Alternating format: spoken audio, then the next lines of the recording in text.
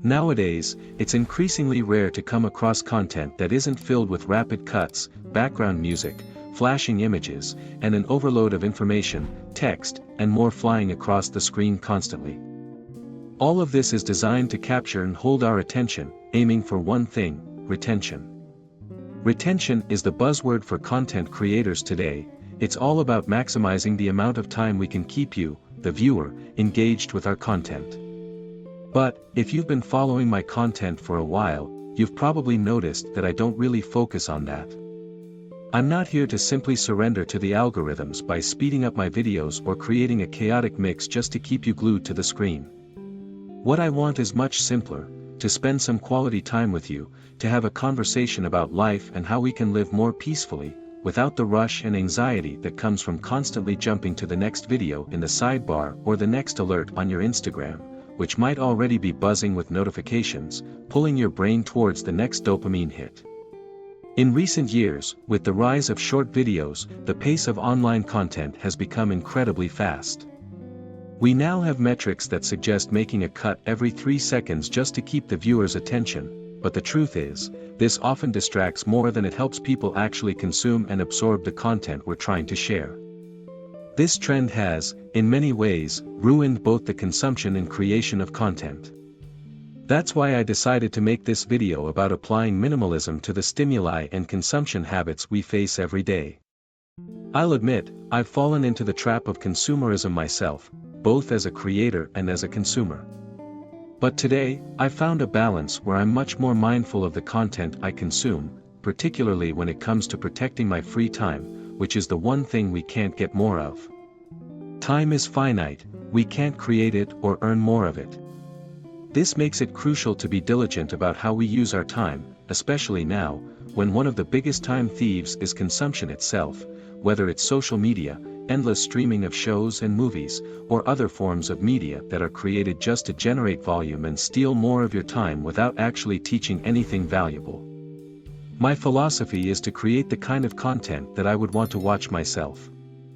I aim to produce content that not only resonates with me but also aligns with my values, a type of content that is calm, meaningful, and worth your time. But why is it so important to limit our consumption? The simple answer is that excessive consumption, especially of fast-paced, superficial content, doesn't just waste our time, it distracts us from the things that truly matter. It prevents us from engaging deeply with life, from having meaningful experiences, and from making intentional choices that align with our true desires and values. By limiting our consumption, we can regain control over our time and our attention, allowing us to focus on what's truly important. In the end, it's not just about consuming less, it's about consuming better. It's about choosing content and experiences that enrich our lives rather than just filling the gaps. When we're mindful of our consumption, we not only protect our time but also enhance the quality of our lives, making room for the things that bring us genuine joy and fulfillment. So, let's be more intentional about what we consume and how we spend our time, and in doing so, we'll create a life that's richer, more meaningful, and truly our own. Stimuli are deeply connected to our brain's reward system, particularly through the release of dopamine. Every satisfying video, every beautiful image, every motivational post we consume gives us a small hit of satisfaction in our minds. This is why videos today are so fast-paced. They deliver information rapidly, bombarding our brains with so much input and dopamine that we become almost addicted to receiving these quick hits of satisfaction. This constant influx of stimuli creates a significant problem. We lose our ability to focus on tasks that are tedious, require patience, or demand sustained attention, like writing, for example. Just yesterday, I posted a small challenge on my Instagram, asking my followers to sit down and write out everything on their minds, emotions, goals, dreams, anything. I did this myself for an entire hour, and I realized how incredibly difficult it has become, despite being such a simple task. If we look back a few years, the act of sitting down to write, to pause and be alone with our thoughts, was much easier. But now, it has become an incredibly challenging task. When we limit or even remove these constant stimuli from our lives, we open up more space for mental clarity. This allows us to think more clearly, solve our problems more effectively, and significantly enhance our ability to enter a creative or productive state of mind.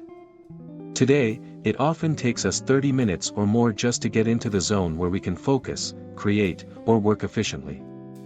But when we change our habits, when we get used to consuming less and focus more on being present in the moment, concentrating on the task at hand, we develop a powerful ability to switch into work mode or creative mode quickly. This helps us distance ourselves from procrastination and the distractions of constant stimuli because we gradually get used to life without those frequent dopamine hits. As I always say, the key to everything is consistency and balance, whether it's balancing consumption and creation, study and practice, rest and movement. The problem isn't consumption itself, the problem is overconsumption, having too many stimuli, which leads us to a state of imbalance. This is what's happening to most people today. Everyone is out of balance, whether in their work, personal lives, or due to a lack of exercise and increased sedentary behavior. Even something as simple as self-care becomes challenging when we are constantly overwhelmed by stimuli. But by reducing the excess, by regaining control over what we consume and how we spend our time, we can restore balance to our lives. This balance allows us to be more present, more focused, and ultimately, more fulfilled.